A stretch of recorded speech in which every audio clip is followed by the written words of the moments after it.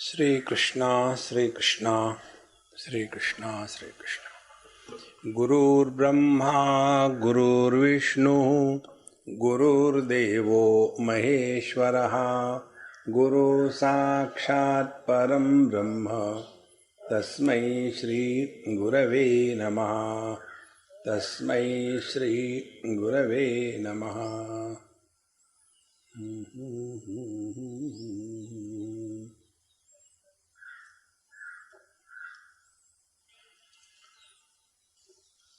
अपने जीवन में उपासना का फल जगत के विषयों की पूर्ति करने में नहीं है।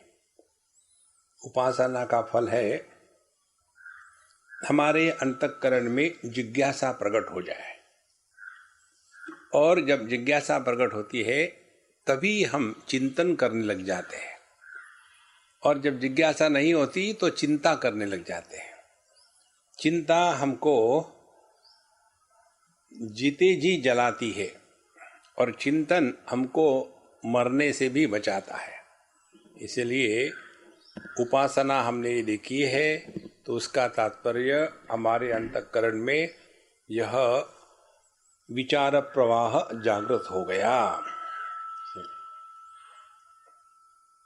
त्वंतु राम विचारात्मा पारम दुख से संगतः।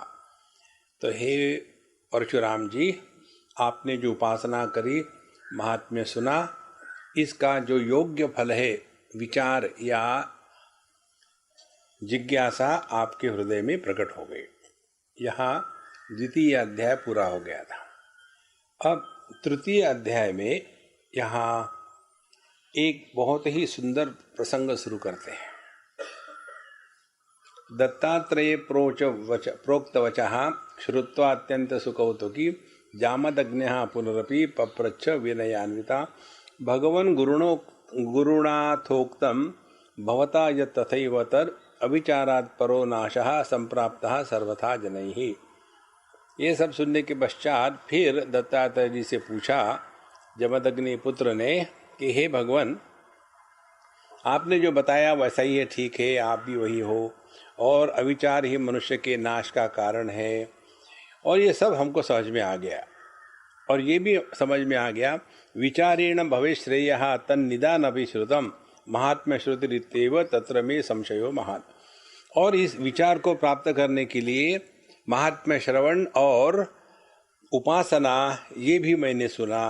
अब इसके बारे में मेरे मन में एक प्रश्न है, कथम वा तदपि प्राप्यम साधनम तत्र किम भवेत् स्वाभाविकम तद्यपि स्यात् तत्सर्वै न कुतः श्रुतम। तो यह जो साधन है जो आपने बताया, महात्म्य श्रवण और उपासना, ये यदि सबके लिए सहज होती, जैसे उम्र अपनी सहज बढ़ती है, सबकी उम्र बढ़ती है, उसके लिए कोई विशेष कार्य नहीं करना पड़ता। और बूढ़ा लोगों को हमारे जैसे बड़ा अभिमान होता है, धूप में बाल सफेद नहीं किए, बाल हो तब न। देखो महाराज, तो ये जो उम्र बढ़ती है तो उसमें अपना क्या कंट्रीब्यूशन है, ये सबका ही होता है। इसी प्रकार से महात्म्य श्रवण और यह उपासना यदि सबके लिए सामान्य होती तो वैसा नहीं है। अच्छा, आगे कहते तो यह सब लोग क्यों नहीं कर पाते। अच्छा, मुझे भी देखो ना, अहम वाद्यावधि कुतः प्रवृत्ति न अवाप्तवानिह दुखम मतोधिकम प्राप्ता विहताश्च पदे पदे। अब मेरे ही जीवन में देखो ना, मैंने 21 बार तो क्षत्रियों का नाश किया, सब किया, लेकिन आज तक मेरे जीवन में कभी ये प्रसंग नहीं आया कि चिंतन करूं, कहीं जाके सत्संग में बैठूं, महात्म्य श्रवण करूं, उपासना करूं, अभी तक नहीं हुआ था। और मेरी तो बात छोड़ो, मेरे से भी बड़े बड़े कष्ट दुख लेने वाले अनेक लोग हैं, मत्तः अधिकम दुखम प्राप्ता, मेरे से भी बहुत दुखी होने लोग हैं, उनको भी यह क्यों प्राप्त नहीं होता। न कुतः साधनम प्राप्ता एतन्मे कृपया वद। हे भगवान, बताइए ऐसा क्यों हो रहा है, सबको क्यों नहीं मिलता है। इत्या पृष्ठ प्राह भूयो हृष्टो दत्तो दयानिधि। और ऐसा सुनने के पश्चात दत्तात्रेय भगवान बड़े प्रसन्नता से कहने लगे, शृणु राम प्रवक्ष्यामि निदानम श्रेयसः परम सद्भिः संगः परम मूलम सर्व दुख निबर्हणम। देखो भगवान शंकराचार्य लिखते हैं, सत्संगत्वे निस्संगत्वम निस्संगत्वे निर्मोहत्वम निर्मोहत्वे निश्चल तत्वम निश्चल तत्वे जीवन मुक्ति। सबसे बड़ी आध्यात्मिक साधना है सत्संग। देखो दो बातें होती है, एक होता है नित्य कर्म, दूसरा होता है नैमित्तिक कर्म। नित्य कर्म माने रोज सुबह उठो, नहाओ धो, पूजा पोथी करो, मंदिर में जाओ, घंटा बजाओ, मत्था टेको, ये नित्य कर्म है।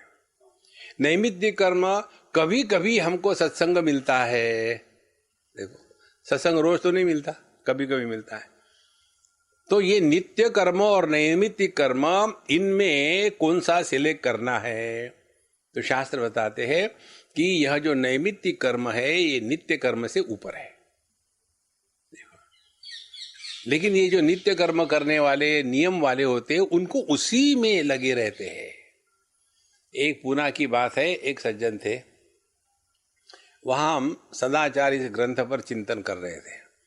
वो शाम को आते थे, बुढ़ाऊ थे हमारे जैसे, तो हमको कहते एक बार प्रवचन के बाद, स्वामी जी आपका जो मॉर्निंग का सेशन है आप उसको आफ्टरनून क्यों नहीं रखते? तो मैं जोर से हंसा, बोला हंसने को क्या हो गया आपको? अरे मॉर्निंग का सेशन आफ्टरनून में कैसे होगा? मॉर्निंग का सेशन मॉर्निंग को होगा। नहीं, मैं तो आना चाहता हूं, लेकिन वो मेरा सुबह में वॉक को जाने का टाइम है, मॉर्निंग वॉक, और चाहे धूप रहे, बारिश रहे, कुछ भी रहे, मैं नियम से जाता हूं पिछले 40 साल से। लोग मुझे देकर के अपनी घड़ी ठीक करते। कहां फंसे? लोगों की घड़ी बजाने में। अरे यार तुम्हारी तरफ देखता कौन है? लोगों को देखने के लिए अन्य बहुत चीजें हैं। देखो संतो, ये जो सत्संग का महात्म्य हमारे हृदय में जब तक नहीं होता ना, तब तक हम यही इसी में लगे रहेंगे। देखो महाराज, और फिर ऐसे लोगों का क्या है, वे केवल अपने नियम को लेकर के इतने दुराग्रही हो जाते हैं। आप देखेंगे ये उपासना करने वाले, उसके बाद कर्म करने वाले, योगा करने वाले, तपस्या करने वाले, उनमें क्रोध बहुत होता है, बहुत भयानक क्रोध। थोड़ी सी बात उनके कहने के अनुसार नहीं हुई तो एकदम बरस पड़े। देखो एक बार की बात बताऊं आपको, बंबई में एक स्थान पर हमारे सत्संग होने वाला था। उसके पहले उसी स्थान पर एक किसी महात्मा का सत्संग हो चुका था। अब दूसरे दिन से हमारा, जब हम गए लेक्चर के लिए, तो हमारा इंट्रोडक्शन कर दिया, अब आप आराम से बैठो, अब अपने स्वामी जी आ गए। ये क्या तुम्हारा इंट्रोडक्शन है?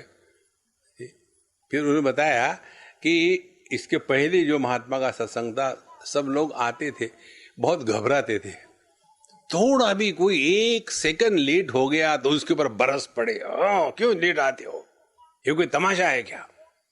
बीच में समझो किसी को कुछ काम से जाना पड़ा। अब बुढ़ाओ लोगों को बुढ़ापे में बीपी का प्रॉब्लम होता है। बीपी माने ब्लैडर प्रेशर। अब उनको बीच में उठ के जाना पड़ता है, और इनको गुस्सा आता, क्यों गए, फिर यहां करूं? ये जो छोटी छोटी चीजों को लेकर के जिनको क्रोध आता है ना, उन्होंने सत्संग को समझा ही नहीं। देखो महाराज, जैसे आकाश किसी का तिरस्कार नहीं करता, सबको समा लेता है, इसी प्रकार से हम यदि इस सत्संग के मार्ग पर चलेंगे तो सबसे बड़ी बात यह हो जाती है, दुराग्रह समाप्त हो जाता है। सबसे बड़ा ग्रह जो है, शनि नहीं, मंगल नहीं, राहु नहीं, केतु नहीं, सबसे बड़ा ग्रह दुराग्रह है, उसका त्याग करना है। अच्छा महाराज, इसीलिए शृणु राम प्रवक्ष्यामि निदानम श्रेयसः परम, श्रेयस के लिए अपने भलाई का सबसे बड़ा साधन क्या है? तो सद्भिः संगः परम मूलम सर्व दुख निबर्हणम। तो सभी दुखों का निवारण करने के लिए यह सत्संग ही सबसे श्रेष्ठ है। हमको 2-4 लोगों ने बताया, स्वामी जी हम जब भी आते हैं ना बाहर से थक थका करके, टायर्ड टोटली, खाना खोना खा लेते, इतने थके रहते कि नींद तक नहीं आती, तो फिर हम आपके MP3 लगा देते और 2 मिनट में नींद आ जाती। उस दिन मुझे पता चला कि लोग जगने के लिए ही नहीं सुनते, सोने के लिए भी सुनते हैं। सत्संग आपको जगाता भी है, सुलाता भी है। परमार्थ फल प्राप्तो बीजम सत्संग उच्यते त्वं चापि तेन ही सता संवर्तेन महात्मना। तो परमार्थ फल की प्राप्ति के लिए सत्संग ही सबसे बीज है, और तुमने भी यह बीज संवर्त महात्मा के संपर्क में आने से प्राप्त किया था। देखो ये कितनी सहज बात है। हमारे जीवन में जो कष्ट दुख आते हैं वो हमको सत्संग के तरफ ढकेलने के लिए आते हैं। अब अपने भगवत गीता की बात लो, इतने सालों तक अर्जुन भगवान कृष्ण के साथ रहा। आपको पता है ना, युद्ध के समय में भगवान कृष्ण की उम्र 89 साल की थी और अर्जुन 86 उम्र का था। बूढ़ाओं लोग ही सब परेशानी करते, बच्चे लोग कुछ नहीं करते। तो उस समय तक उसने कभी कुछ नहीं पूछा भगवान से, तत्व की बात ही नहीं करी। देखो, तो भगवान ने कहा अब इसका नाक जब तक नहीं दबाएंगे तब तक ये मुंह नहीं खोलेगा। तो उसके जीवन में उन्होंने मोह का प्रसंग निर्माण कर दिया। तो जब जब हमारे जीवन में कष्ट मोह दुख आते हैं तो वो एक घंटी बजा दी भगवान ने, अभी दुनिया से हटो महाराज, कुछ जीवन का भला कर लो। तब जाकर के अर्जुन ने प्रश्न पूछे और उसको तत्व का मोह का निवारण का उपाय बताया गया। तो परशुराम जी के जीवन में भगवान राम आए, उनका गर्वहरण हो गया, ये फ्रस्ट्रेट हो गए। यदि ये राम नहीं आते, फ्रस्ट्रेट नहीं होते, तो वो ऐसे ही रहते पूरे जीवन में। देखो, तो 2 बातें हो गई। जीवन में आने वाला जो दुख है उसको भगवान से भेजा गया, द ब्लेसिंग इन डिस्गाइज है, ये समझ लो। ये तो इस दुनिया में फंसे रहेंगे। और उसके पश्चात फिर सत्संग जीवन में आता है। सो संगतः सन्निमां प्राप्तः देशाश्रेय फलोदयाम। तो तुमने जो यह संवर्त महात्मा के साथ किया, उसके कारण तुमको यह संगति प्राप्त हो गई और इसी के कारण तुमने अपने जीवन का भला करने का सोचा। संत एव संयता दिशंति परमम सुखम। तो संत जो है वही हमको योग्य दिशा का मार्गदर्शन करते हैं, जिसके द्वारा हमारा श्रेय रूप फल जो है आत्म प्राप्ति वो हो जाती है। और इन संतों के साथ जब समागम हो जाता है तब दिशंति परमम सुखम, तभी हमको परम शांति मिलती है। देखो, हम जब सत्संग सुनते हैं और जो सत्संग सुनने का अधिकारी है उसको उसमें आनंद आता है, जो अधिकारी नहीं है वो बोर हो जाता है, या जो केवल गाल बजाने वाले हैं उनको लगता है इसमें क्या बात है, ये तो सबको मालूम है। एक सज्जन बम्बई की बात है, उन्होंने कहा, उनके यहाँ जा रहे थे हम नाश्ता करने के लिए, वो गाड़ी चला रहे थे, उनकी पत्नी उनको चला रही थी और दोनों मिला करके मुझे चला रहे थे। ऐसा जनाजा जा रहा था। तो उन्होंने, उनकी पत्नी ने कहा कि स्वामी जी कोई कोई लोग बहुत अच्छे होते हैं लेकिन उनको सत्संग बिल्कुल नहीं अच्छा लगता, ऐसा क्यों? मैंने बोलने के पहले ही पति कहते हैं, स्वामी जी कंधा आपका है, गोली मेज पर चल रही है। तो फिर उन्होंने कहा कि स्वामी जी ये सच बात है, मुझे पता नहीं क्यों मैं इसको आपके सत्संग में छोड़ देता हूँ, फिर कॉफ़ी पीने के लिए चले जाता हूँ। मैंने तो इसको कभी नहीं कहा कॉफ़ी हाउस में आओ, ये क्यों मुझे जबरदस्ती कर दी सत्संग में आओ? बिल्कुल ठीक है, मत आना।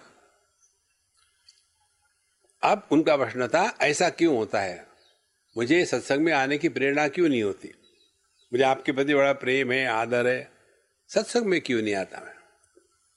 आपने कहा सुनना है तो सुनो।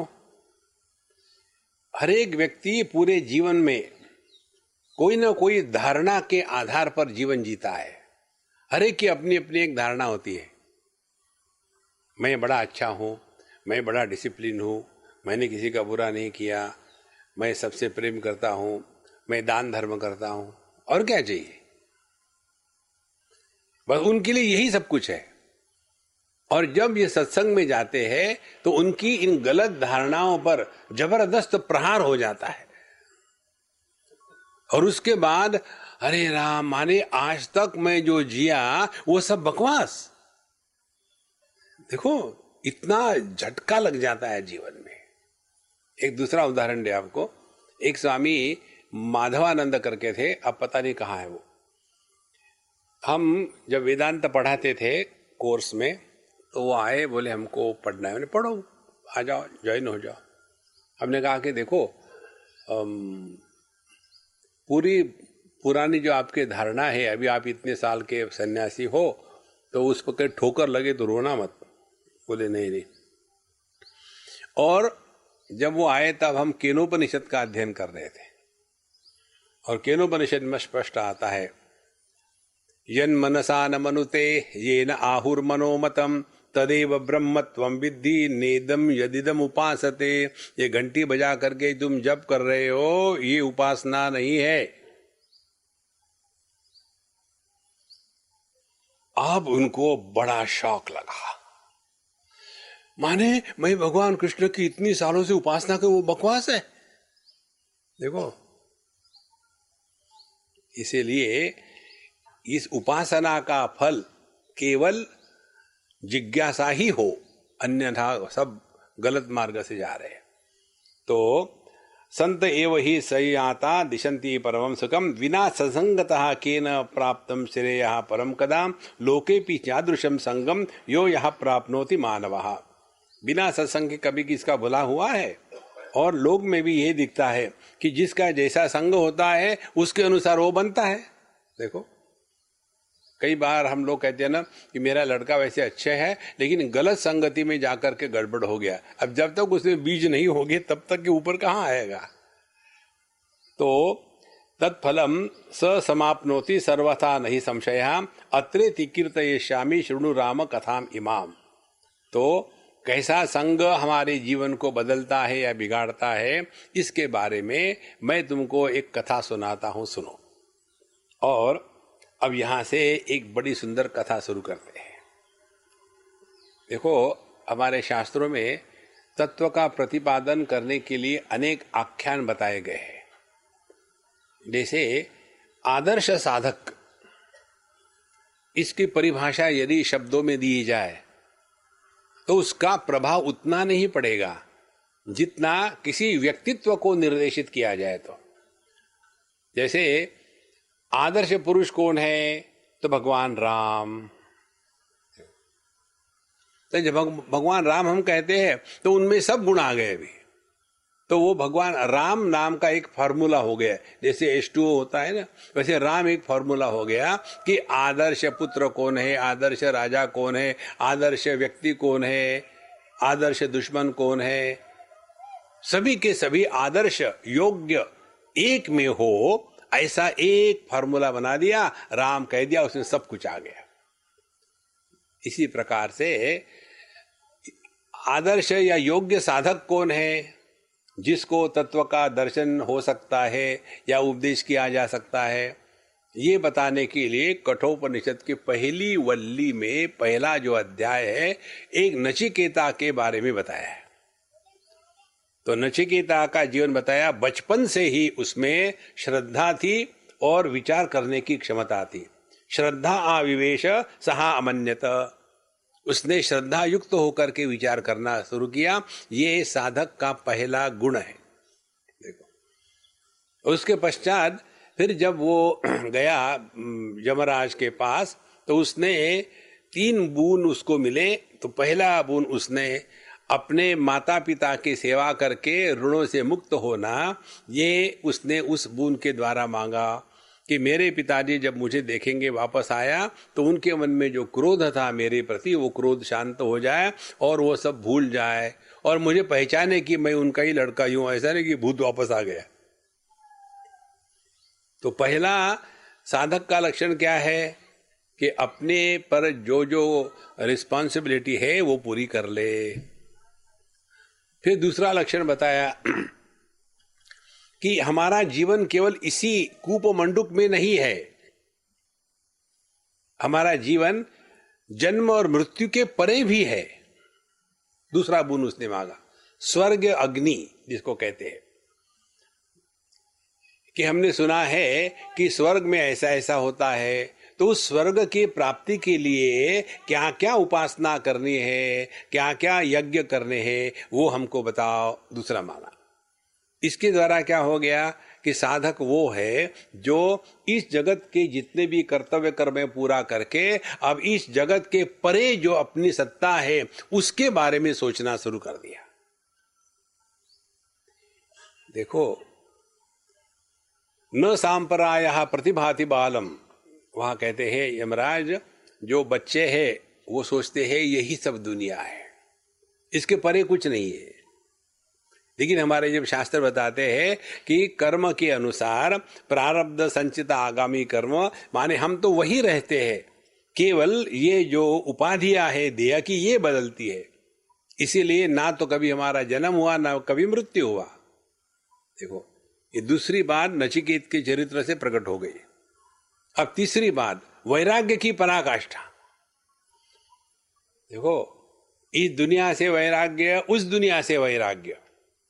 तो उस दुनिया का वर्णन क्या आता है शास्त्रों में कि वहां स्वर्ग में अनेक प्रकार के भोग मिलते हैं और आप जितने साल चाहो रह सकते हो और कोई आपको वहां प्रश्न पूछने वाला नहीं है। तो उस भोग के बारे में भी हमारे हृदय में वैराग्य होवे। इसीलिए वैराग्य का आदर्श हमारे नचिकेत। और दूसरा होता है आदमी को लंबी उम्र। वो स्पष्ट कहता है, जीवितम सर्वम अपि अल्पमेव।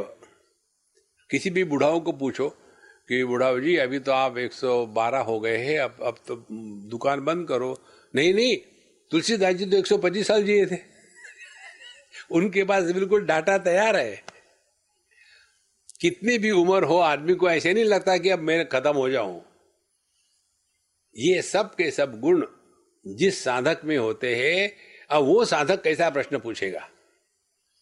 देखो, प्रश्न का ढांचा उससे पता चलता है कि कौन सी एंगल से प्रश्न किया जा रहा है।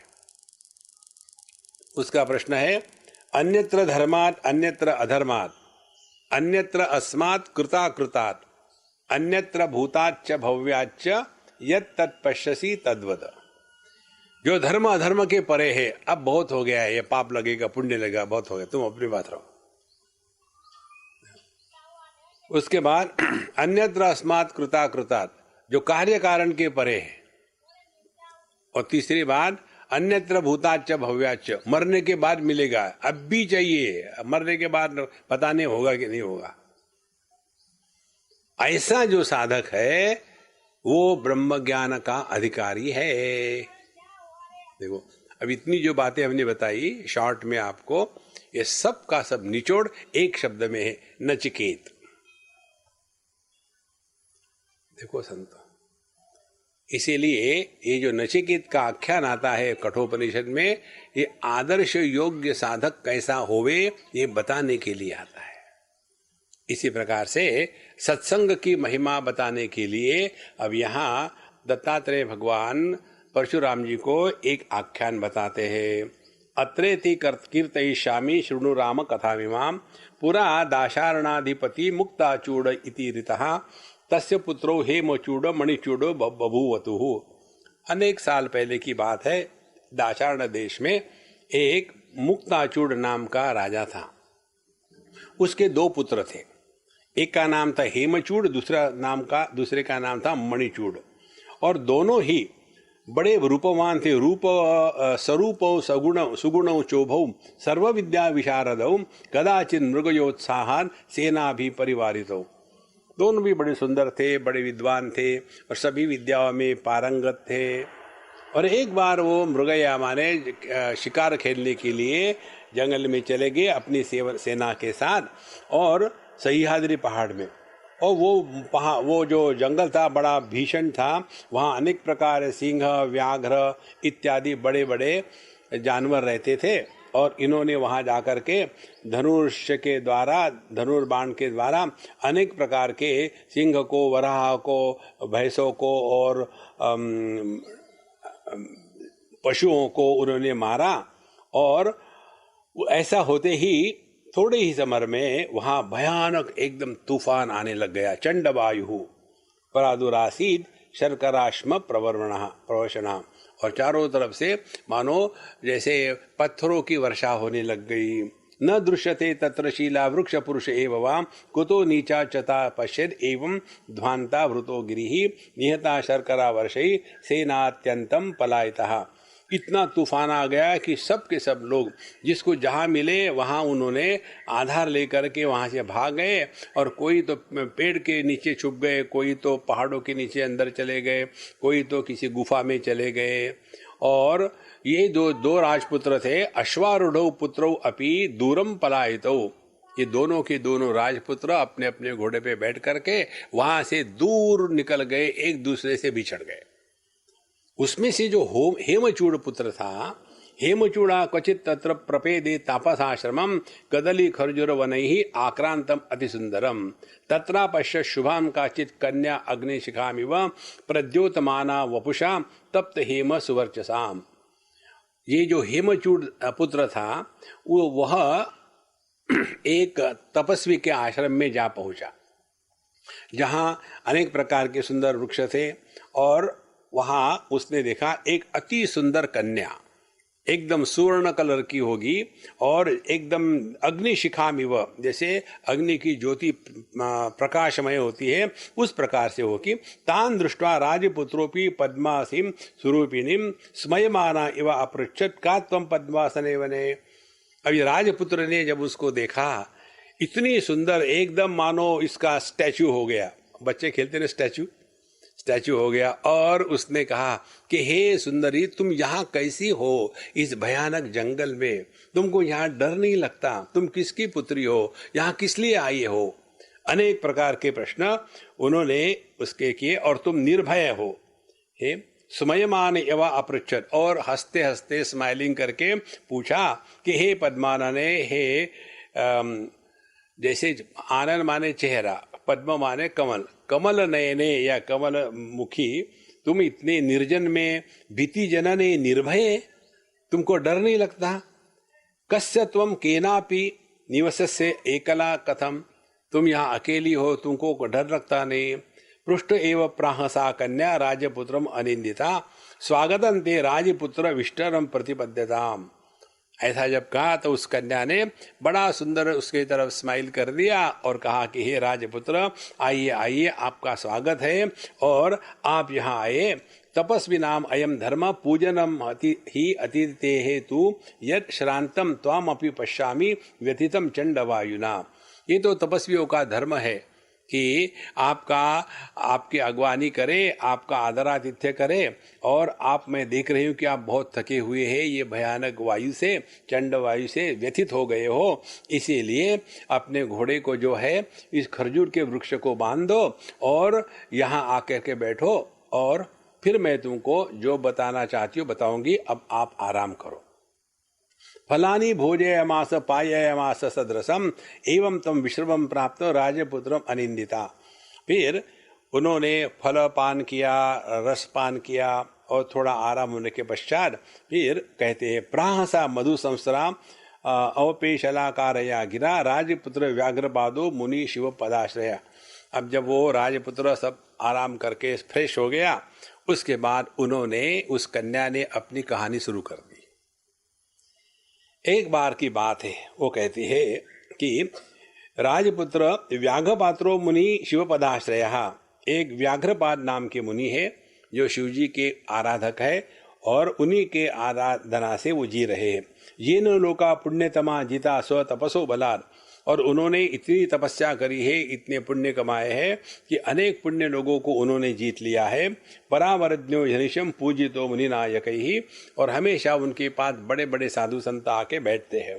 तस्याहं धर्मतः पुत्री हेमलेखेति विश्रुता विद्युत प्रभाख्याम विद्याघ्री सा सर्वांग मनोहरा। और तो ये जो व्याघ्रपाद मुनि है, उनकी मैं धर्मपुत्री हूं, माने मैं उनकी असली पुत्री नहीं हूं, धर्मपुत्री हूं। धर्मपुत्री कैसे हो गई? फिर बताते हैं कि एक बार की बात है, एक विद्याधरी थी, विद्युत प्रभा जिसका नाम था, बहुत ही सुंदर थी, सर्वांग मनोहरा। इमाम वेणाम अनुदिनम स्नातुम अभ्यासयौ क्वचित तदा तत्र अजगाद अर्थात सुषेणो वंग भूपति ही। वो नित्य निरंतर वीणा नदी में स्नान करने के लिए रोज आती थी। एक दिन जब वो स्नान कर रही थी तो वहाँ बंग भूपि माने बंगाल के एक राजा थे, सुषेण नाम के, वो आए और उन्होंने उसको देखा। स ददर्श विगाहंती ताम नदीम ताम लोक सुंदरीम क्लीनांशो। फिर उन्होंने देखा कि वह जो अति सुंदर विद्याधरी है, उसने आकर के जब नदी में स्नान किया तो उसका पूरा शरीर पानी से गीला हो गया था, वस्त्र एकदम गीले शरीर को चिपक गए थे। तो काम बाण हतस्तत्र ताम प्रार्थयादपि साम सौंदर्य मोहिता तस्य तदुक्तिं सव सम्मतः। फिर उसने इस स्त्री को देख करके काम के द्वारा प्रभावित होकर के कहा भोगने के लिए। संगमाथ तथा राजा ययौ स्वनगरम प्रति दधार सा पिता विद्यागरी गर्भराज भी वीर्यता। तो उसके साथ संभोग हो गया और राजा तो चला गया।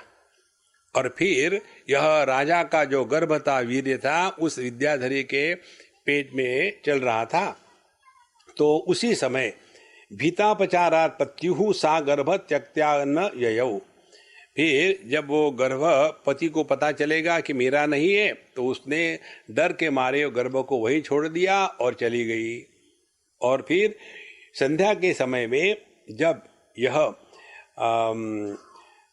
व्याघ्रपाद मुनि आ रहे थे, उन्होंने देखा ये छोटा सा बालक पड़ा है, तो उन्होंने उठाया। धर्मेण यह पालेता प्रोचेत स ही पितैव। तो उन्होंने मेरा बचपन से पालन किया, तो जो पालन करता है वही पिता होता है। इस प्रकार से अहं तस्य धर्मपुत्री पितृसेवा परायणा। तो मैं उनकी धर्मपुत्री हूँ और अपने पिताजी की सेवा करने लगती हूँ। तस्य महात्म्य तो मित्र भयम नास्ते बकुत्रचित। और उनका इतना महात्म्य है कि यहाँ मुझे भय लग ही नहीं सकता। कारण बताते हैं, नायम सुरा सुरई वापी कदाचित दुष्ट बुद्धि भी प्रवेष्टुम आश्रमो रहा स्यात् प्रविशन नाशम आपनुयाद। यदि इस आश्रम में कोई बुरी नजर से आ जाए तो उसका उसी समय नाश हो जाता है। इसीलिए मैं बिना डर के यहाँ अकेली रहती हूँ। अब ये राजा जो था हेमचूड़, अब उसको दड़गड़ होने लग गई। मेरे मन में तो विचार आ रहे हैं, इसने बता दिया बुरे विचार आएंगे तो सत्यानाश होगा, अब क्या करूं। देखो अच्छा, प्रविशन नाशम आपने एतन में अभितम वृत्तम तिष्ठ किंचन नृपात्मज। तो देखो मैंने तुमको अपना पूरा वृत्तांत बता दिया, अब आप थोड़ी देर बैठ लो। और आया सती स भगवान पिता में तम निशामयः प्रणम्य तम प्राप्य चेष्टम ततः कल्पे प्रयाससी। और जब मेरे पिताजी आ जाएंगे तो उनको नमस्कार करना और फिर आपकी जो इच्छा हो उनको मांग लेना। हेमलेखा वच श्रुत्वा तत्सौंदर्येण मोहितः भीतः किंचित प्रवक्तुम ताम विमना इव चाभवत्। अब ये उस हेमलेखा का सौंदर्य, उसके बात करने का ढंग इतना सुंदर था कि अब इसका मन गायब हो गया समझो। और ये एकदम विमना हो गया, माने उसको समझ भी नहीं आ रहा था क्या बोलूं क्या नहीं। एकदम इस प्रकार से होने के पश्चात अथा लक्ष्य राजपुत्रम कामस्य वशमागतम। तो उस स्त्री ने देखा कि अब ये राजपुत्र पर भी काम ने प्रभाव डाल दिया है। और प्राहसा विदुषी भूजो राजपुत्र धृतिम भज। उन्होंने फिर राजपुत्र को कहा कि देखो राजपुत्र, थोड़ा धीरज रखो, सब कुछ ठीक हो जाएगा, तुम्हारी इच्छा पूरी होगी, लेकिन पिताजी को आने दो। आगच्छति पिता सद्य ततो अभिलिषम भज। वो आने के बाद तुम अपने मन की इच्छा उनको कहो, वो आपकी इच्छा पूरी करेंगे। एवं वदन्त्याम तस्याम स व्याघ्रपादो मुनि आजगामा वनाद्यत्र पुष्पादे कृत संचयः। उसी समय व्याघ्रपाद मुनि अनेक प्रकार के पुष्प लेकर के जंगल से आ गए थे। मुनिम समागतम दृष्ट्वा राजपुत्र समुत्थितः, फिर वो राजपुत्र खड़ा हो गया, जैसे देखा मुनि को आए, और प्रणम्य नाम सर्वाशोपविष्टेन देशितः अथ दृष्ट्वा राजपुत्रम कामेन विकृता कृतिम, और उन्होंने नमस्कार चमत्कार किया। वो तो बड़े मुनि थे, उन्होंने एक क्षण में जान लिया कि राजपुत्र में कामना से मन में विकृति आ गई है, और उन्होंने ये सोचा ज्ञात्वा योगदृशा सर्वम मत्वा युक्तश्च तत्तदा, उन्होंने देखा कि यह योग्य समय है कि इसके मन में स्त्री के प्रति कामना आ जाए, तो यही समय है इन दोनों का विवाह होना चाहिए, और इसमें कोई गलत नहीं है। देखो कितनी बड़ी बात है, किसी को तिरस्कार करना ये बहुत सिंपल बात है, यही साधु संतों के लक्षण होते हैं। इसीलिए जो केवल ऊपर ऊपर की गुड़ी गुड़ी होते हैं ना, उनमें सब में दोष दिखते हैं। तो उन्होंने फिर क्या किया, ज्ञात्वा योगदृशा सर्वम मत्वा युक्तम च तत्तदा दारक क्रियार्थम तस्मै ताम हेमलेखाम ददौ मुनि, फिर उसी समय उन्होंने कहा कि देखो तुम ऐसा करो, अब इस मेरी कन्या को ये विवाह योग्य हो गई है, तुम जाके इसके साथ विवाह कर लो और सुखी रहो। तुष्टो राजकुमारोपि तामादाय पुरोययो मुक्ता चूड़ो अति संतुष्टः महोत्सव विधानतः विवाहम अकरोत् तस्य विधानेन क्षितीश्वरः अथ राजकुमारोपि तया क्रीड परसला। और जब वो अपने राज्य में वापस आ गया तो बड़े धूमधाम से उसकी शादी हो गई, और मुक्ताचूड़ अति संतुष्ट हो गया, और योग्य प्रकार से विवाह उनका संपन्न हुआ। और फिर उसके बाद राजकुमार उस पत्नी के साथ बस अपना ही क्रीड़ा करने में लगा रहा। सौधेषु वनराजीषु पुलिनादिषु संभवो हेमलेखाम राजपुत्रो भोगेषु अति कामिनीम। अब वो अपनी अत्यंत सुंदर कामिनी के साथ अनेक स्थानों पर जाकर के भोग क्रीड़ा में लगा रहा। अब यहां से असली प्रारंभ होता है, यहां तक तो कहानी हो गई। देखो एक साधारण व्यक्ति की कहानी है, लेकिन जैसे कोई भी कितना भी साधारण क्यों न हो, उसके जीवन में यदि सत्संग आ जाता है, पूर्ण बदल हो जाता है जीवन में। और सत्संग भी आता है केवल ईश्वर के अनुग्रह से। ईश्वर का अनुग्रह होता है जब हमने उपासना करी है, और उपासना कौन सी हो, निष्काम उपासना। अपनी उपासना की मुझे एक पुत्र मिलना चाहिए, पुत्री मिलनी चाहिए, फिर वो बार्गेन हो गया। इसीलिए फिर आगे कहते हैं उदासीनाम सदा दृष्ट्वा पप्रच्छ रहसि क्वचित् किम प्रिय नानुरक्तासि प्रिय मयि अनुरागिणी कुतो भोगेषु नात्यंतम आसक्तासि शुचिस्मते किम भोगास्ते मनोयोग्या न सन्त्यत्र कुतश्चित् अत्युत्तमेषु भोगेषु नासक्तेव विभासिवे त्वया असक्ति विहीनाया कथम में सुखदा रतिः। कि हे प्रिय, मैं देख रहा हूं तुमको इतनी जगह में ले गया, सब कुछ कर रहा हूं, लेकिन तुम उदासीन सी रहती हो। तुम्हारे साथ भोग करने में जो मुझे सुख मिलना चाहिए वो नहीं मिल रहा। पता नहीं तुमको क्या हो गया है। मैं तुम्हारे प्रति इतना अनुरक्त हूं, लेकिन तुमको किसी भी भोग में आसक्ति दिखती नहीं। केवल तुम एक बार हंस देती हो, लेकिन उतना ही नहीं, क्या तुम्हारे लिए भोग्य तुम्हारे मनोयोग्य नहीं है। और मुझे तो ऐसे लगता है कि तुमको किसी में इंटरेस्ट नहीं है। तो फिर ऐसे व्यक्ति के साथ रह करके मुझे कैसा सुख मिलेगा। आसक्ते मयि चापि त्वं भाष्यंत गतमानसा भाषितासी मया भूयो न शृणुम पेश किंचन। और मुझे तुम कहती हो कि जैसे तुम्हारा मन कहीं इधर उधर लगा हुआ हो, और मैं ही तुमसे बोले जा रहा हूं, तुम सुनती ही नहीं, और फिर तुम ही ऐसा प्रश्न करती हो, अच्छा नाथ कब आए आप। अब मैं तुम्हारे पास बात कर रहा हूं घंटे भर से, और तुम पूछती हो कि कब आए, माने तुम्हारा मन यहां नहीं है। क्या हो गया तुमको। देखो कथानाथगतम चेति पृष्ठस्य अविदिता यथा पेशलेषु उपभोगेषु दुर्बलेषु कचिन्नते मन आसज्जते कस्मान्न किंचन अनुमोदसी। और तुम्हारा मन ये सुंदर सुंदर जो भोग सामग्रियां है उसमें भी तुम्हारा मन नहीं जाता, और तुम किसी में भी रुचि प्रकट नहीं करती। और जब मैं नहीं रहता, मया विरहिताम त्वाम वै निमिल्य नयने स्थिताम, जब मैं नहीं रहता हूं तब मैंने देखा है दूर से तुम अपनी आंखें मूंद करके बैठी रहती हो। देखो हम लोग नहीं कहते, कोई जवान लड़का लड़की हो शांत होकर बैठी हो, तुम कहते इसको क्या हो गया, जरा खेल के आओ, घूम के आओ, ध्यान करने का ये समय नहीं है, अभी तो भोग करने का समय है। तो तुम इस प्रकार से आंखें मूंद के बैठी रहती हो, और जब मैं तुमको देखता हूं तो फिर जाकर के तुम विमुख्या त्वयि भोगेषु विशेषु सुखम मम कथम भवे दारू योषा संग अस्ति एव तद्वद। तो तुम्हारे साथ संग करना, भोग करना माने किसी लकड़ी की पुतली के साथ रहना है। इसीलिए न तवा विवितम त्यक्त्वा किंचिन मम समीहितम, तुम्हारे सिवा तो मेरे मन में दूसरा कुछ है ही नहीं, तुम्हारे सिवा तो मैं सोच भी नहीं सकता कुछ और। सर्वथा त्वाम अनुगतः ज्योत्स्नाम कुमुदवत किल, जैसे कुमुद होती है ज्योत्स्ना के साथ, इसी प्रकार से मैं हमेशा तुम्हारे साथ रहता हूँ। तदेवं ते कुतश्चित्तम ब्रूहि प्राणधिक प्रिये येन शुद्धे तु मच्चित्तम शापितासी मया प्रिय। तुमको मेरी कसम है, सच सच बताओ तुमको क्या हो गया, तुम क्यों विमुख हो गई हो। इसके साथ तृतीय अध्याय पूरा होता है।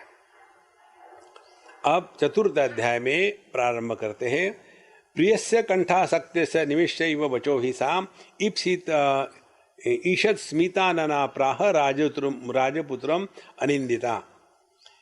फिर उन्होंने ये सब बातें जब हो रही थी तब राजपुत्र ने उस अपनी पत्नी को ऐसे गले में पकड़ करके, बाहू में पकड़ करके उसके साथ बातें करा जा रहा है, और ये अपने बिल्कुल लकड़ी के ठूंठ के जैसी बैठी हुई थी, कुछ उस पर कोई प्रभाव नहीं।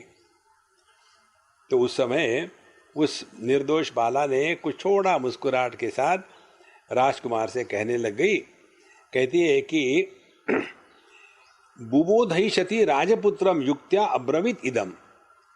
अब देखो क्या है, उसके मन में राजपुत्र को बोध कराने की इच्छा थी कि राजपुत्र इस दुनिया में फटक रहा है, भोग में लगा है, इसको इसके परे कुछ दिखता ही नहीं। देखो अब ये मेरा पति है तो इसकी देखभाल करना मेरा कर्तव्य है। एक असली घटना आपको सुनाऊं। एक मारवाड़ी लड़का था और उसकी एक पत्नी थी। तो वो लड़का बहुत बिगड़ा हुआ था, रोज रात को आएगा शराब शुराब पी करके, और फिर गाड़ी से लोग निकालेंगे, इसको उसके कमरे में पहुंचा देंगे। उसके बाद उसकी जो पत्नी थी जवान ही थी, तो उसके जूते निकालती, उसको ठीक से सुला देती। तो बाकी की जो लेडीज थी वो कहती इसके पीछे क्यों, छोड़ दो इसको, ऐसा खराब आदमी है तो ये इतना कष्ट दे रहा है तुमको। तो वो कहती थी कि देखो इसी समय तो इनको मेरी जरूरत है, देखो इसीलिए मैं जो कर रही हूँ, आपको तो नहीं बता रही मैं करने के लिए। इसी प्रकार से इसको समझाना है, तिरस्कार करना बहुत आसान है। सो बुबोधयिष्यति राजपुत्रम युक्त्या अब्रवीत इदम, और इसीलिए बड़ी इंटेलिजेंटली युक्ति युक्त उन्होंने इस प्रकार से कहा, राजपुत्र शृणु वचो नाहम त्वयि विरागिणी किम स्यात् प्रियतम लोके किम नो स्यात् अप्रिय इति।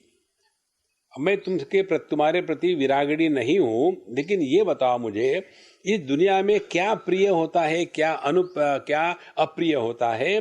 विचार परमाम नित्यम नान्त्यस्त में अत्र में मति।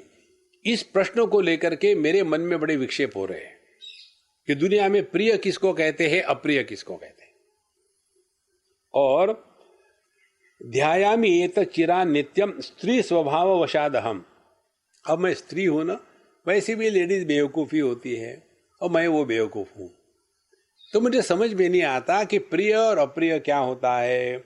न एतत् जानामि तत्वम ते वक्तुम अर्हसि तत्वतः। तो आप मुझे समझाओ, आप तो पुरुष हो ना, समझदार हो, आगे जाके पता चलेगा कि इसने इसकी टांग खींची है। तो एवं प्रोक्तो हेमचूड़ा प्रहस्य प्राहताम प्रियाम नूनम स्त्रियो मूढ़धिया इति सत्यम न संशया। कहते हैं कि बिल्कुल ठीक कहती हो कि देखो इतनी छोटी सी बात है, लेडीज लोग बेवकूफ़ी होती है, सिंपल सी बात समझ में नहीं आती। प्रिया प्रिय ही जानंती पशु पक्षी सरिसृपा। क्या प्रिय है क्या अप्रिय है पशु पक्षी सब ही जानते हैं, तुमको नहीं समझ में आता। यतः तेषां दृश्यते ही प्रियेषु अप्रियेषु च प्रवृत्तिश्च निवृत्तिश्च किमित्र बहुचिंतनम। जो अच्छा लगता है उसके प्रति हम प्रवृत्त होते हैं, जो बुरा लगता है उसके से हम निवृत्त होते हैं। इसमें विचार करना क्या है?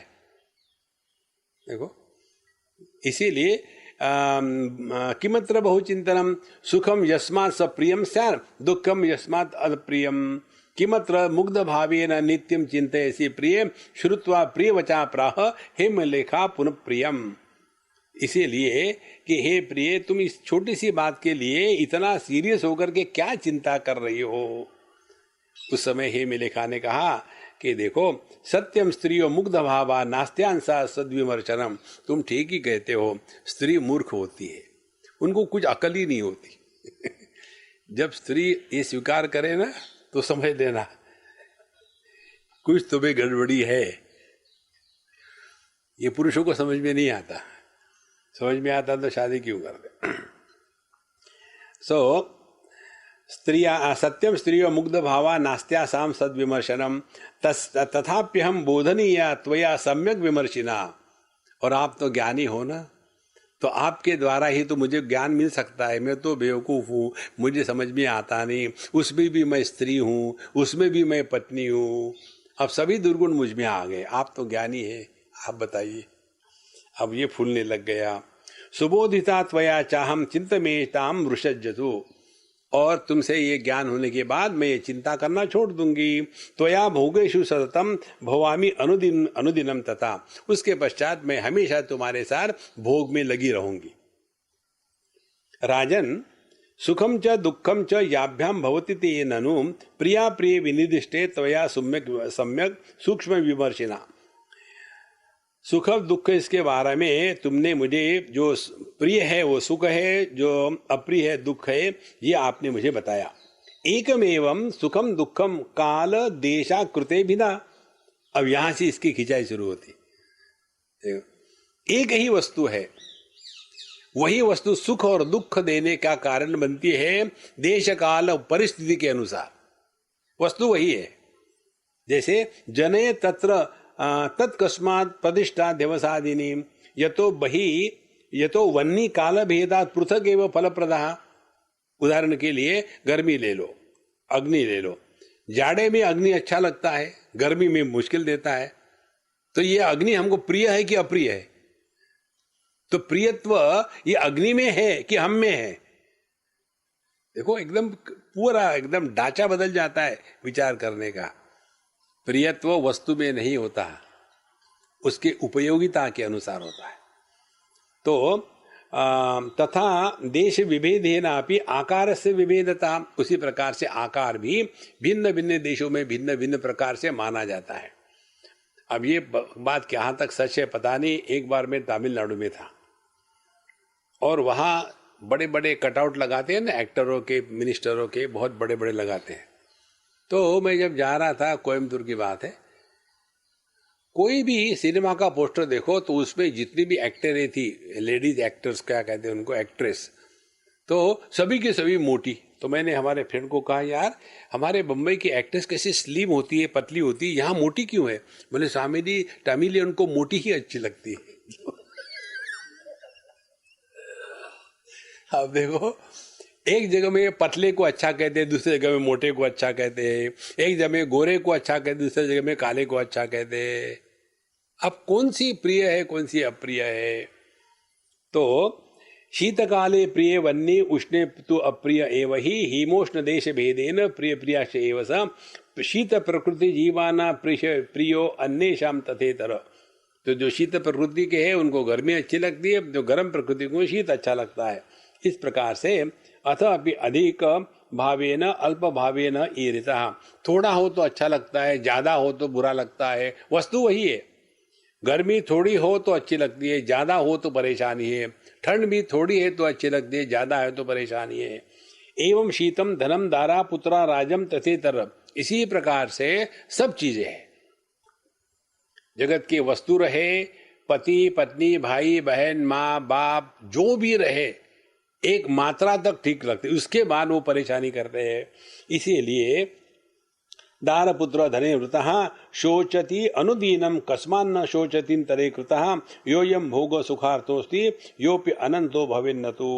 इसीलिए हमेशा चिंतातुर रहते हैं दूसरे भी लोग, और जिनके पास भोग सामग्री नहीं है वो भी दुखी है, जिनके सामने पास में बहुत भोग सामग्री है वो भी दुखी है।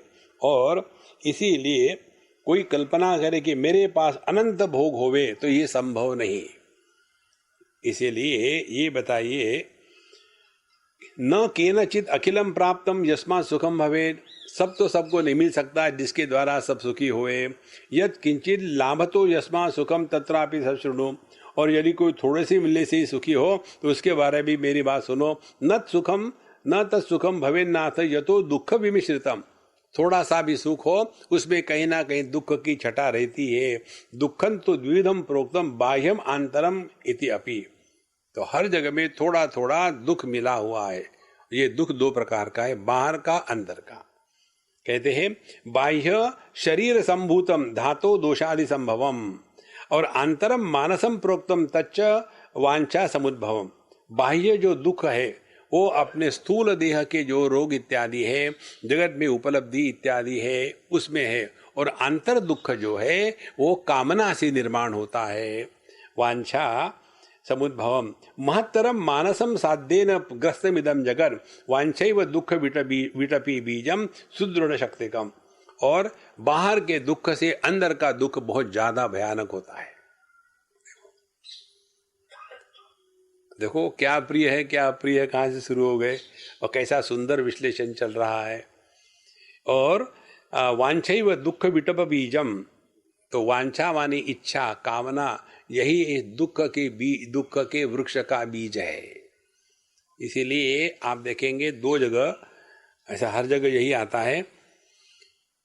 भगवत गीता में जो स्थित प्रज्ञ पुरुष है उसके लिए ध्यान का अर्थ क्या है भगवान कृष्ण बताते हैं। प्रजहाति यदा कामान सर्वान पार्थ मनोगतान, जब अंतःकरण से सभी कामनाएं हमेशा के लिए समाप्त हो गई, वो व्यक्ति ध्यानमय जीवन जी रहा है, एक भी कामना नहीं। क्या ये संभव है? हाँ जी बिल्कुल, हम रोज करते हैं। गहरी नींद क्या है? कामना रहित अनुभूति, वहां कोई कामना नहीं होती, और इसीलिए वहां मस्ती होती है, ना किसी का डर है ना कुछ है। और कठोपनिषद में आता है आखिरी में, बिल्कुल सब पूरा बताने के पश्चात फिर आखिरी जो last nail on the coffin, यदा सर्वे प्रमुच्यन्ते कामा यस्य हृदि श्रिताः अथ मर्त्यः अमृतो भवति अत्र ब्रह्म समश्नुते। इसीलिए जो इस मार्ग से जाने वाले हैं वो ये बात नहीं करेंगे पिछला जन्म, ये जन्म, अगला जन्म, पाप पुण्य, धर्म अधर्म, स्वर्ग नरक, ये KG1 KG2 KG3 के लिए। कोई कहीं से आता जाता नहीं। न निरोधो न च उत्पत्ति न बद्धो न च साधकः न मुक्तः न मुमुक्षुर्वै इत्तेषा परमार्थता। ना तो कुछ हुआ है ना कुछ होने वाला है, ना कोई बंधन में ना कोई मुक्त है, ये सब ऐसा ही है। इस पे कोई विचार करने की आवश्यकता नहीं, अपने स्वरूप में निष्ठावान होकर बैठे। देखो संतो, इसलिए यही सबसे बड़ा रोग है। वांछा एव दुख विटपी बीजम सुदृढ़ शक्तिगम, और ये बहुत ही पक्का होता है। यया किंकरता प्राप्ता कुर्वन्ते व दिवानिशम, और इसी इच्छा के प्रभाव में आकर के रात दिन उसके नौकर बन करके हम कर्म में लगे रहते हैं। इंद्रादयो वापी विबुधा स्वनिवासा सदोदिता सुखम वांछाववेशेपि यदस्ति नृपसंभव तत्त दुखम एव जानीहि यत् कृमिषु अपि संभवेत्। तो कहते हैं कि ये कामना की दासता स्वीकार करके स्वर्ग में रहने वाले इंद्र इत्यादि ये भी दिन रात कर्म करने में लगे हैं, और ये जो कामना के रहते जो सुख प्राप्त होता है वो सुख के मनुष्य को नहीं, कीड़े मकोड़ों को भी होता है, कामना का भोग का दुख। और कहते हैं वरम तिर्य कीट कृमि प्रभृति नाम सुखं तु यद स्वल्प वांछा सम्मिलित नृणाम किम स्यात् सुखम वद। और ये जो कीड़े मकोड़े होते हैं उनको तो थोड़े क्षण के लिए कामना से प्रभावित होते हैं और फिर वो होने के बाद वो एकदम शांत हो जाते हैं, लेकिन मनुष्य की ये कामनाएं भोग की कभी खत्म होती ही नहीं। उनके पास एक कामना के बाद दूसरी कामनाएं के हजारों की लाइन खड़ी रहती है। उसमें से जो कामना पूरी हो गई उसमें सुखी होता है और नहीं उसमें दुखी होता है। तो बताओ ऐसा कौन है कि जो कामना से सुखी ना हो, लेकिन एक कामना खत्म हो गई तो दूसरी खड़ी हो गई। और आगे एक उदाहरण देते हैं, अखिलांगे वह्नि दग्धे सूक्ष्म पाटिर बिंदुना यदि शीतल देह स्यात् तदा सोपी सुखी भवेत्। चारों तरफ से शरीर को आग लगी हो और किसी ने एक बूंद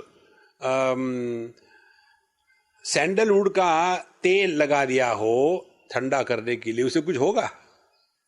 इसी प्रकार से ये इच्छा के अग्नि में जो जल रहा है उसकी एक इच्छा पूरी हो गई तो उससे कुछ होने वाला नहीं है। इसीलिए महाराज आगे कहते हैं प्रियायाः संपरिष्वंगा सुखम प्राप्नोति वै नरः तत्रैवाप्यंगस्य विषम बंधा सुखम भवेन्ननु। प्रिय स्त्री पुरुष के भोग में जो सुख होता है उसमें भी शरीर को जोर से दबाने से वहां भी दुख ही होता है, वो शुद्ध सुख नहीं है। रत्यावेशात् परिश्रांति सर्वेषां जायते किल। भोग होने के बाद व्यक्ति थक जाता है, वो भी दुख ही है। इस प्रकार से भारवाह पशु इव परिश्रमः। उसके बाद माने किसी एक पशु ने बहुत भार उठाया था और जैसे वो भार को निकाल दिया तो पशु रिलैक्स हो जाता है, उसी प्रकार से भोग के बाद जो श्रांति आती है उसके बाद वृक्ष थोड़ी देर के लिए सुख का अनुभव करता है। कथम पश्यसि तत् सख्यम नाथ तन्मे समुच्यताम यावत् सुखम प्रिया संगे नाड़ी संघट्ट संभवम तदस्ति तावन्न किमु शुनाम अस्तिह तद्वद। अब बताओ स्त्री पुरुष के भोग में जो सुख है, क्या वो सुख कुत्तों को नहीं मिलता? क्या यही सुख है जीवन का?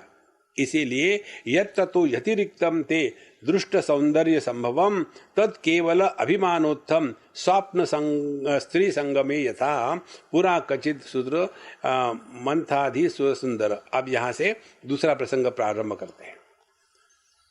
यदि कहो कि नहीं हमको शारीरिक भोग से नहीं, हमको तो सुंदर स्त्री को देखने से ही बड़ा सुख मिलता है, तो कहते हैं ये सुंदर स्त्री का जो सुख है देखने से वो कहाँ हो रहा है? वो केवल अपने मन की कल्पना होती है।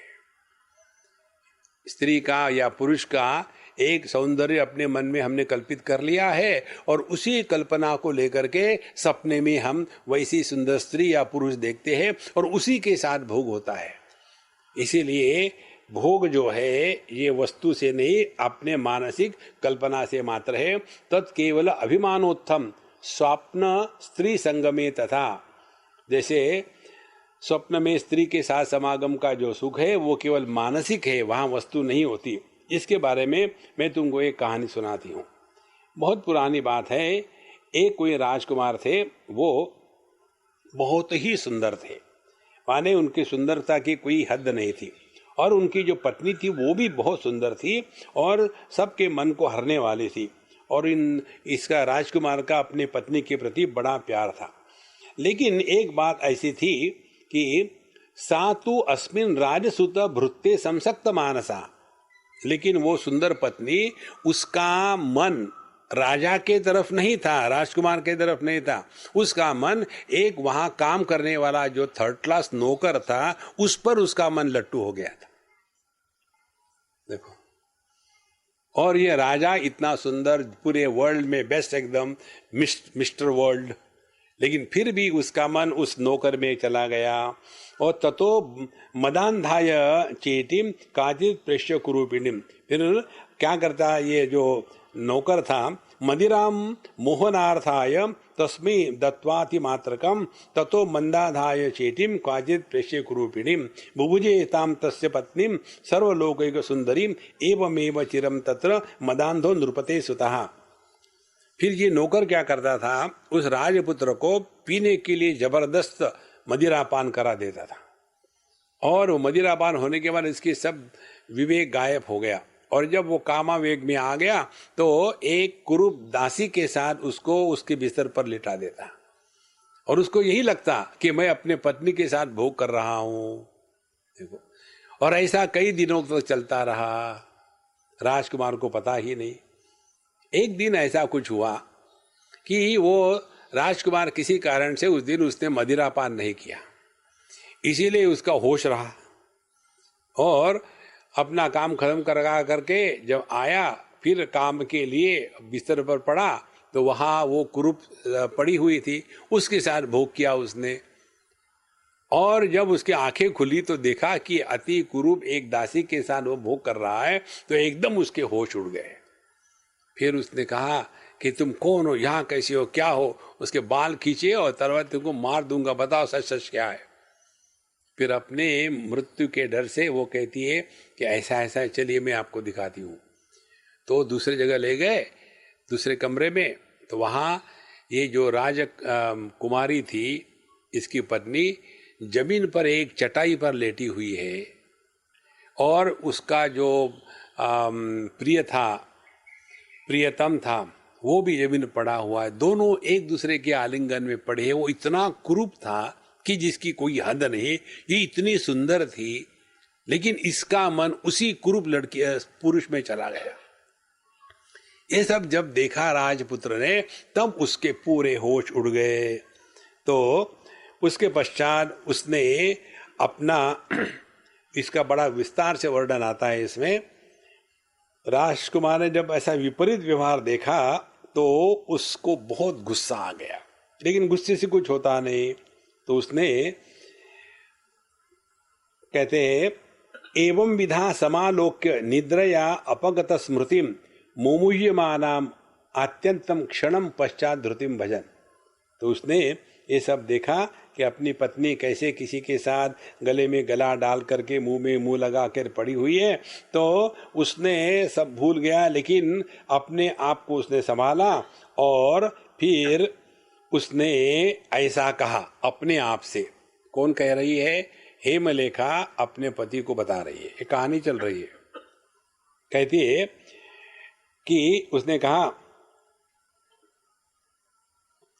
धिग्गे स्त्रीषु अभिसंप्रीता धिक्तांश्च पुरुषाधमान न कामिन्या कस्यचित् स्युः वृक्षस्यैव च सारिका किम अहं मां प्रवक्ष्यामि मुग्धं महित पोतवद जानन् मेता प्राणेभ्यः प्रेष्ठां सुचिरकालतः न स्त्रियः कश्चित् द्विधा स्युर्वेश्या इव विटस्य हि यः स्त्रीषु विश्रब्धमना स एव वनगर्दभः। और उसने ऐसा विचार करना शुरू किया कि ये मदिरा के नशे में चूर होकर के मैं एकदम महामूढ़ की तरफ रहता था, धिक्कार है मेरा इन स्त्रियों के प्रति जिनकी आसक्ति है, उससे और नीच मनुष्य कोई नहीं हो सकता। जैसे सारिकाएं एक पेड़ से दूसरे पेड़ पर जाती है, किसी की नहीं होती, उसी प्रकार से ये स्त्री है। मैं अपने को क्या कहूँ, मैं तो भैंस के बच्चे के जैसा मोहग्रस्त रहा, चिरकाल से अपने प्राणों से भी अधिक पत्नी के अपनी ही समझता रहा। वेश्या जैसे अपने प्रेमी की नहीं होती, इसी प्रकार स्त्रियां किसी की नहीं होती। जिसका स्त्रियों में विश्वास है वो जंगली गधे के जैसा है। या स्थिति शारदाभ्रस्य क्षणिका ही अवस्थिता ततोपि पेलवा स्त्रीणाम स्थिति अत्यंत चंचला। जैसे शरतकालीन मेघ की स्थिति होती है अस्थायी, उसी प्रकार से ये स्त्रियों की स्थिति अत्यंत अस्थायी है, चंचल है, ये समझना चाहिए। आज तक मैंने इस स्त्रियों के स्वभाव को नहीं समझा था, मैं सब प्रकार से इनमें आसक्त था, फिर भी इसने मुझे छोड़कर इस सेवक का पल्ला पकड़ा। यह दूसरे में आसक्त थी, परंतु इस भाव को इसने खूब छिपाया। नटी जैसे नटों के बीच अपना अत्यंत भक्ति भाव प्रदर्शित करती है, उसी प्रकार से यह कपट पूर्वक मेरे से प्रेम करती थी। मेरा मन मदिरापान से उन्मत्त हो गया था, लेश मात्र भी नहीं पहचान सका। मेरे मन में सदा यही विश्वास रहा कि यह मेरी छाया के समान सहगामिनी है, नित्य संगिनी है। इससे ठगा जाकर चिरकाल से उस दासी के साथ ही समागम करता रहा। अब मुझे इससे दुख हो रहा है। सचमुच मेरे से बढ़कर कोई मूढ़ इस पृथ्वी तल में नहीं हो सकता, जिसने ऐसा विश्वास दिलाकर चिरकाल के लिए मुझे ठगती रही। और ये निंदनीय सेवक, देखो इसमें मेरी पत्नी ने क्या सौंदर्य देखा। देखो कहता है कि लोग मुझे देखकर ही खुश हो जाते हैं, मेरी सुंदरता से सभी लोग मेरे तरफ आकर्षित होते हैं और मेरे प्रति अनुराग रखते हैं, और ये मेरी पत्नी मुझे छोड़ करके इस कुरूप नौकर के प्रति कैसे आकर्षित हो गई।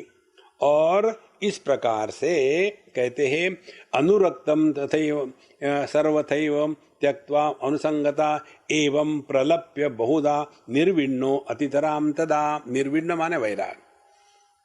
ऐसा विचार उस राजपुत्र के मन में चल रहा था। उसके बाद उसके मन में वैराग्य प्रकट हो गया। और सब छोड़ छाड़ कर फिर वो वन को चला गया। इसलिए आगे कहते हैं रति विंदस्यातितराम तथा वा तद विशेषतः विंदति रतिमत्यंतम योषितासु विकृतासु अपि।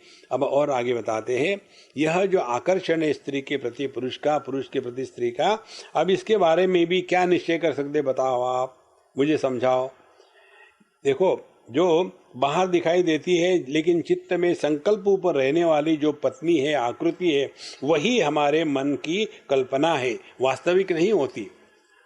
मन में भोगने की इच्छा होती है इस कल्पना को दृढ़ करने से। यदि आपने मन में ऐसी कल्पना इच्छा तैयार हो गई, बहुत किसी के बारे में सोच रहे, तो अपने आप को हम इस भोग में बिना उस स्त्री के सपने में भोगना शुरू कर देते हैं। तो उसमें भी तो व्यक्ति को यह रति सुख मिलता है, माने सुख के लिए बाहर के वस्तु की आवश्यकता नहीं होती, ये केवल काल्पनिक होती है। देखो महाराज, इसीलिए जितनी साधना है ना, ये साधना केवल अपने मन को ठिकाने पर रखने की है। आपने एक कथा सुनी होगी भागवत महापुराण में, अजामिल की, बड़ी प्रसिद्ध कथा है। अजामिल एक ब्राह्मण पुत्र था, बड़ा विद्वान था, अच्छा था, जवान था। एक बार किसी काम से उसको जंगल में से जाना पड़ा, और जब जंगल से वो जा रहा था उसने जंगल में किसी ट्राइबल स्त्री पुरुष का समागम देखा। फिर आगे गया, फिर किसी पशुओं का समागम देखा, और वो देखने के बाद उसके मन में इतनी जबरदस्त काम वासना जागृत हो गई कि वो एक वेश्या के चक्कर में पूरे जीवन भर आपको उसका गुलाम बना के रखा है। देखो, तो यह जो काम का स्थान है ये मन ही है, और यही हमसे सब कुछ अच्छा बुरा करवाता है। हम ही कहेंगे किसी को कोई अच्छा है, हम ही कहेंगे बुरा है। इसी के कारण तो लव में गिरते हैं, फिर लव से उठते हैं। लव में गिरना माने शादी, लव से उठना माने डाइवोर्स। देखो, लव करने का कारण क्या है? आहा, I love you, I like you. फिर क्या करो? फॉल इन लव, धड़ाल से गिर गए, शादी हो गई। और फिर वही लड़की जो पहले अति सुंदर लगती थी, अब उसमें ही चुड़ैल दिखने लग जाती है। देखो महाराज, तो ये सब केवल मानसिक प्रकृति का चक्कर है। इसीलिए संतो, जगत में किसी पर भी विश्वास रखो, अपने मन पर कभी विश्वास मत रखना। मन को डंडा लेकर के सीधा रखना है। No means no. उसके लिए की जाती है तपस्या। ये जो उपवास करते हैं ना, एकादशी का, गुरुवार का, इसका तात्पर्य यही है, अपना आत्मबल जागृत होवे। और आत्मबल क्या है? दो चीजों का, जो व्यक्ति नहीं कह सकता और जो व्यक्ति नहीं सुन सकता, उसी ने अपने मन को जीता है। नहीं तो हम अपने ही मन के गुलाम हो जाते हैं। और ये बताने के लिए आगे कहते हैं कि स्त्री सुंदर हो या असुंदर हो, इससे कुछ नहीं होती, क्योंकि सुंदरता की केवल कल्पना होती है। आगे कहते हैं कि दृश्यते योषितः अत्यंत विभत्स आकार विग्रह। ऐसी अनेक बार स्त्री दिखती है कि वो बहुत ही कुरूप है, भयानक है, उसके भी बच्चे हैं। तो जब तक कि किसी ने उसके साथ भोग नहीं किया हुआ, बच्चे कैसे होंगे? एक बार हमने कहीं देखा था, बड़ा विचित्र लगा कि वहाँ एक कोई पागल स्त्री थी, होगी कोई 25-30 साल की, बेचारी पागल थी। कहीं भी जो मिले खाए वगैरह, कचरा इकट्ठा करके। और हमने उसको एक दो बार देखा था, हमने हमारे मित्रों में दिखा, बेचारी पागल है, पता नहीं किसके घर की है। और फिर 1-2 महीने के बाद उधर से हम जब गए, फिर देखी, उस समय वो प्रेग्नेंट थी। हम देखो, उस पागल गंदी, कपड़े नहीं धोया, नहीं स्नान नहीं किया, उसमें भी किसी की कामना की इच्छा हो गई ना। इसीलिए अर्जुन के प्रश्न को उत्तर भगवान देते हैं। अर्जुन प्रश्न पूछता है, अथ केन प्रयुक्तोयम पापम चरति पुरुषः अनिच्छन्नपि वार्ष्णेय बलादिव नियोजितः। मनुष्य किसके द्वारा प्रेरित होकर के गलत कार्यों में लगता है? भगवान कहते हैं ये कामना है, काम एष क्रोधेश। अब इसको जीतना है तो इसका स्थान कहाँ है? इस शत्रु को विद्धि एनम इह वैरिणम, यह हमारा सबसे बड़ा दुश्मन है। इसको जीतना है तो उसके स्थान बताओ कहाँ है? तो कहते इंद्रियाणी मनोबुद्धि अस्याधिष्ठान मुच्यते एतरि विमोहयतेश ज्ञानमावृत्य देयिनम। यह जो कामना है, पहले तो हमारी इंद्रियों को जीत लेती है, फिर इंद्रियों को जीतने के बाद फिर मन पर अटैक करती है, फिर मन को जीत लिया, मन को जीत लेने के बाद फिर बुद्धि पर अटैक करती है, और बुद्धि में जब कामना का प्रभाव हो गया, उसके बाद अधर्मम धर्म इति या मन्यते तमसावृता सर्वार्थान विपरीताश्च बुद्धिसा पार्थ तामसी। फिर अधर्म को ही हम धर्म कहने लग जाते। आजकल कौन पैसे नहीं खाता? सभी खाते, करप्शन सभी करते, हमने किया तो क्या हुआ? इस प्रकार से यह जो काम है, कामना है, यही अपने मन की सब भयानक स्थिति है। इसी से अपने को बचना है। हमारे भगवान रमण महर्षि कहते हैं, मनुष्य को जीवन में अपने मन को मारना चाहिए। अब मन को मारना माने क्या? हम लोग करते हैं, ड्रिंक ड्रग्स वगैरह लेकर के मन को मार देते, वो नहीं मारना। भगवान कहते हैं, प्राण बंधनात् लीयते मनः एक चिंतनात् नाशमेत्यदः। योग के द्वारा मन को थोड़ी देर के लिए शांत किया जा सकता है, लेकिन उस शांत मन को अब एक के चिंतन में लगा दो। और जहां एक के चिंतन में मन को लगाया, मन समाप्त हो जाता है। ध्यान से सुनना, मन का समापन माने किसी भी वस्तु को देख करके वहीं रुक जाना।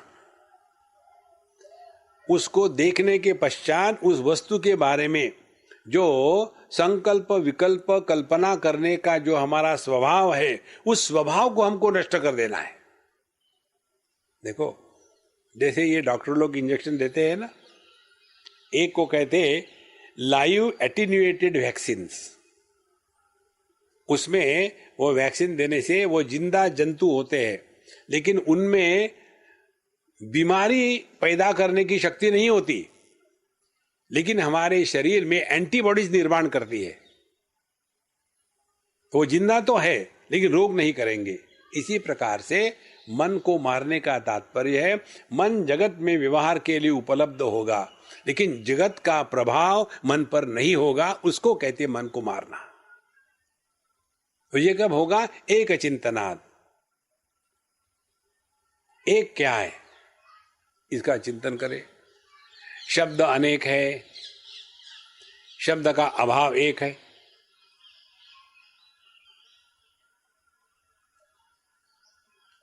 तो इस साइलेंस को सुनो।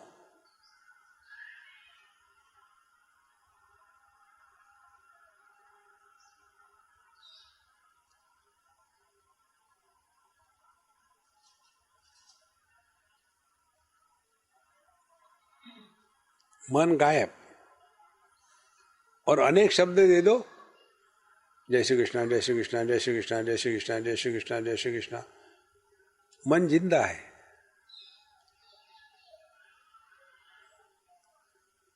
जो शांत है उसमें अनेकता होती है, जो अनंत है उसमें अनेकता नहीं होती। इसीलिए जब करने वाले हैं ना, इनको भी ये समझना चाहिए। 24 घंटे राम राम राम राम राम राम राम राम, मन को जिंदा रख रहे हैं आप, मन को हटाओ। जैसे आपको बताया, फल जब परिपक्व हो जाता है तो पेड़ से अपने आप अलग हो जाता है। इसी प्रकार से जब जब साधना पूर्ण हो जाती है तब सब जब गायब हो जाते हैं। बिना प्रयत्न के मन में एक भी वृत्ति उठती नहीं। इस प्रकार से जितना भी सौंदर्य इतना इत्यादि है वह केवल अपनी मानसिक कल्पना है, वास्तविक नहीं। इसका अगला विचार हम कल देखेंगे। ओम पूर्णमदः पूर्णमिदं पूर्णात् पूर्णमुदच्यते पूर्णस्य पूर्णमादाय पूर्णमेवावशिष्यते। ओम शांति शांति शांति। हरि ओम। श्री गुरुभ्यो नमः। हरि ओम।